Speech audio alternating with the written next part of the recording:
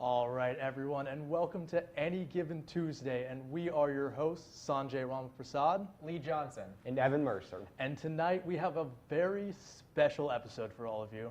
We are going to be going over every single bowl games and our predictions for each one. So this is going to be one heck of a show. Are we ready to get started? I think we're ready. Let's start before these bowl games, though. Let's do what we do every week, and let's talk about the games last week. So let's talk about it was conference championship weekend. But let's start with the de facto conference championship with Oklahoma versus Oklahoma State. It's a huge rivalry game, and Oklahoma opened up as a 12-point favorite. Evan, tell us how it went. It was pretty close at the first. You know, both teams are very offensive-oriented, not a whole lot of defense. It was 17-17 at halftime. But Oklahoma, they pulled ahead big time in the third with a beautiful 79-yard touchdown run by Joe Mixon. Baker Mayfield, he went 13 for 19, 3 touchdowns. Easy day for him against this porous Oklahoma State defense. But all in all, I think this Oklahoma team looked really good. Oklahoma State is still a pretty good team, but Oklahoma, they're the team to beat right now. Yeah, it was really great. They finished another undefeated season in the Big 12. And this might be the craziest stat you'll hear all week on our show. Bob Stoops, in his time at Oklahoma, has more Big 12 conference championships than he does losses at home. That's crazy. That's a sign of a good coach. That's true. That has been unbelievable. This Oklahoma team has been absolutely dominant in the last couple years, and this game was just another instance of that. They beat their in-state rivals, who were number 12 in the nation and a formidable foe, but they beat them. Baker Mayfield put up solid numbers like always, and they won a Big 12 championship. I'm sure that gives them a little bit of a consolation for missing out on the playoffs. But they had their chance against Ohio State in Houston. They had their chance. But moving on, let's take a look at the Pac-12 Friday night special, Washington and Colorado. But at first it was good, 7-7. You think this is going to be a great game, but it ended up being 41-10. Jake Browning he went 9-24. Actually, not a great night for him. But the Washington defense and the run game were absolutely terrific. What were your takes on this game? I don't know, this was really. This is about how I expected it to go. Washington was the superior team, except for the very beginning. It looked a bit even. It looked like Colorado may have a shot, but then Washington, with its run game, with its absolutely suffocating defense, just pulled away. And even though Jake Browning did have an off night, only throwing for 118 yards, the run game managed to prop up the offense, get them their points, and the defense made sure that Colorado's offense could do none of the same. It was just a masterpiece to watch. I wasn't surprised that Washington won, but I was surprised how they won. Washington, a lot of their success this year has been based on their passing game, but today it was purely the defense and the run game that got them this victory. In the playoff, though, I'm not sure if this will be as sustainable a matchup, as a lot of these teams have better defenses than Colorado. But if they can play as well as they did on that side of the ball, they have a chance of beating anyone. We'll see that soon. Let's take another look at let's take a look at the SEC championship, Alabama, Florida. Now, last week, I made the guarantee that Florida would not put up a touchdown. I was pretty close, but somehow on that first drive, they drove down to get the touchdown to Antonio Callaway, and I lost my bet. Yeah, you lost that bet 5 minutes into the game, but the game didn't go too far how you saw it going. In the first quarter alone, Alabama had a punt return block for a touchdown and a pick six. And with defensive performance like that, they didn't even need the later 5 offensive touchdowns they got to beat Florida, really. That's true. This was, talking about suffocating defenses, none can beat Alabama's. The amount of turnovers this team can create and the scoring opportunity and even the scoring of just the defense alone makes this team one of the best in the country. And then on the other side, 5 offensive touchdowns to add to that in your conference championship game.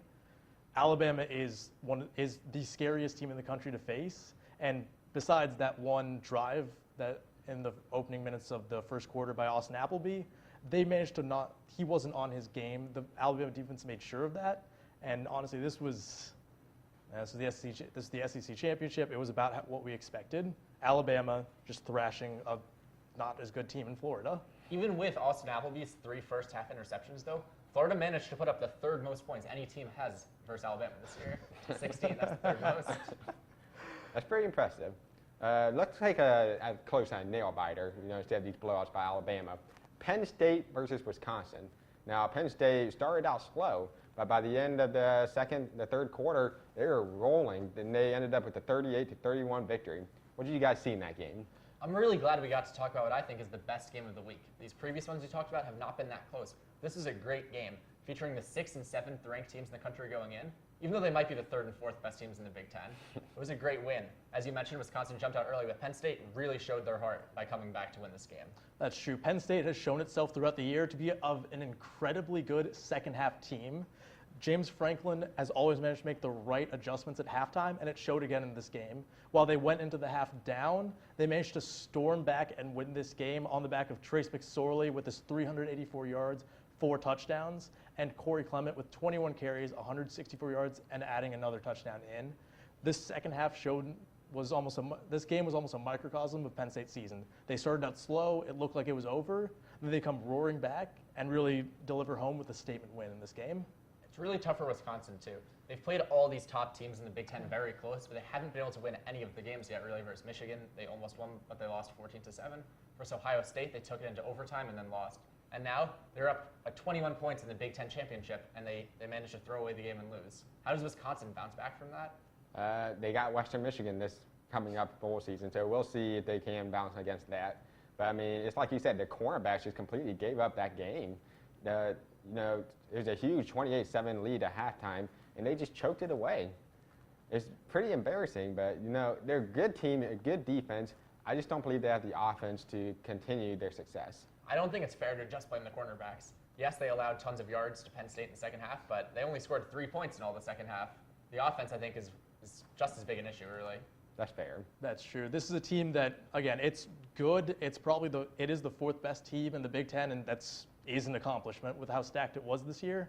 But they really need to be able to take that next step to be able to play to either keep their leads against good teams or manage to pull or have their offense maybe improve a little bit and be able to score to keep up with these other good teams. But again, now we're gonna move on to the Coast and the ACC Championship, where Clemson beat Virginia Tech by just 1 touchdown, winning 42-35. What did you guys see in this game? It really was a shame the stands were half empty because it was a great game. Mm-hmm. Clemson ended up winning 42-35, but it looked like it was going to be a blowout with Clemson up 21 points with 5 minutes left in the third. But Virginia Tech battled back, bringing it within 7, and they had the ball with down 7 with 2 minutes left in a drive. But unfortunately, Jared Evans threw a pick that pretty much ended the game. But Virginia Tech played very well. They should be proud of how they played. I think they got the chance to prove themselves that they were a top competitor, and they definitely demonstrated it. But unfortunately, Clemson is a top team, and they're just better. So we'll see how each team do in the bowl games. But I like seeing Deshaun Watson play. He threw 3 touchdowns. He only had 1 interception, ran for 2 more. He's an absolute animal when it comes to playing football. That's true. As the season's gone on, we've seen a little bit more of last season's Deshaun Watson, this absolutely dynamic player who can make throws with his arm and can still do well on the ground. And this game really showed a lot of what he brings to the Clemson offense. And yes, a lot of people did count out Virginia Tech in this game. They thought, well, these teams aren't close. It's going to be a blowout. But Virginia Tech managed to prove them wrong. It managed to come back. It almost managed to take Clemson into overtime. They're a good team, and it's going to be interesting to see how they do in their bowl. All right. Well, let's talk about a game we're going to have next week real quick. There's only one game next week. Army versus Navy. Military academies facing off December 10th. So what do you think about it, Evan? All right. They're both triple option teams, and we know that Navy, they've been ranked for a while. They've beaten top teams like Houston. Their Coach Ken Nwama Lolo, he's a great guy, and he's a great coach, and he's going to be able to coach this team to a great game. But unfortunately, I don't think they can pull it off with their big star, Will Ward, their star quarterback. He's not going to be in the game. He got hurt last game. So I think, unfortunately, Army's going to win. We got a great game. We got quarterback Ahmad Bradshaw. He's another triple option quarterback. And the only knock against him is he had 4 touchdowns and 8 interceptions. Not a great passing guy, but you don't need that for a triple option. I'm just really surprised Navy's been as good as they were this year. With the loss of Keenan Reynolds, I thought there'd be a serious fall off. And with the triple option Suns, having that quarterback that can run it is such a big deal. But they've been able to adapt perfectly without him, and I'm really impressed by the coaching job. I think Navy's going to pull it out. That's true. I'm still going with Navy here. They've already shown they can adapt their offense, show that they can switch their quarterback out and still do well. I think they're going to be able to do that in this game. Like you said, they're both triple option teams. It's going to come down to who can execute that better, and I'm liking Navy for that. All right, well, now that we finished with that game, let's move on to what you guys have been waiting for, the Bowl Bonanza. We will pick our winners, all three of us, for all 40 bowl games that are going to happen. So let's get to it. All right. First, Western Michigan against Wisconsin in the Goodyear Cotton Bowl.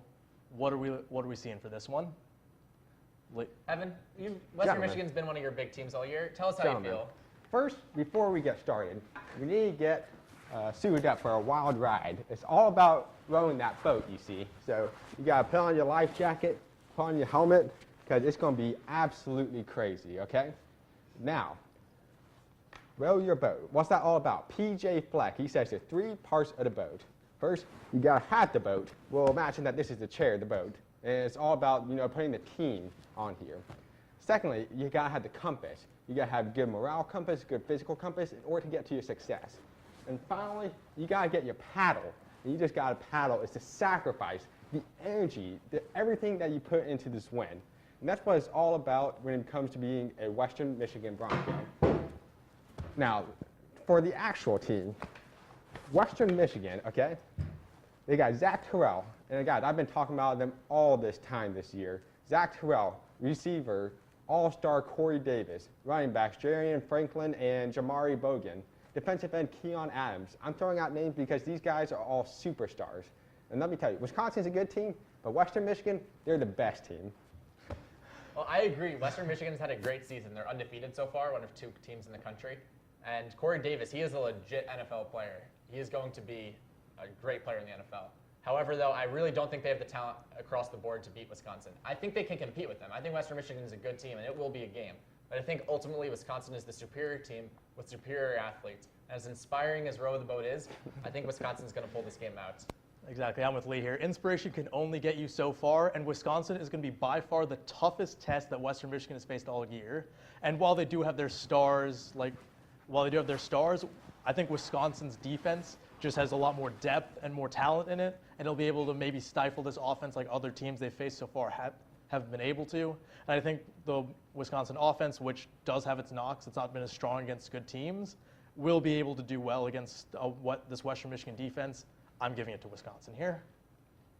You're all making a serious wrong choice, but I respect that. Let's move on to another game, though. Penn State versus USC in the Rose Bowl.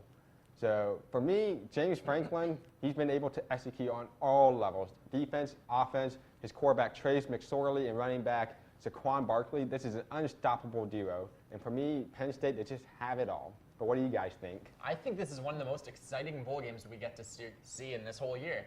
It has 2 teams that started off very poorly. The USC at least started off very poorly. Penn State started off pretty poorly as well. But they're 2 of the hottest teams in the country, both of them winning their last 8 games.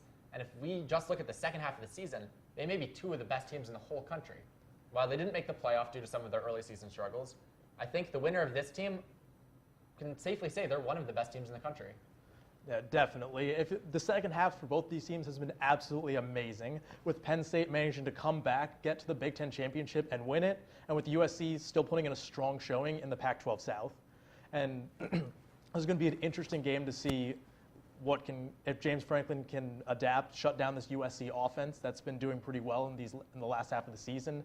But I think he will be able to do it. He's been shown to be an adaptable coach, managing to change around his tactics whenever he needs to. Trace McSorley has been playing absolutely out of his mind for the last couple games.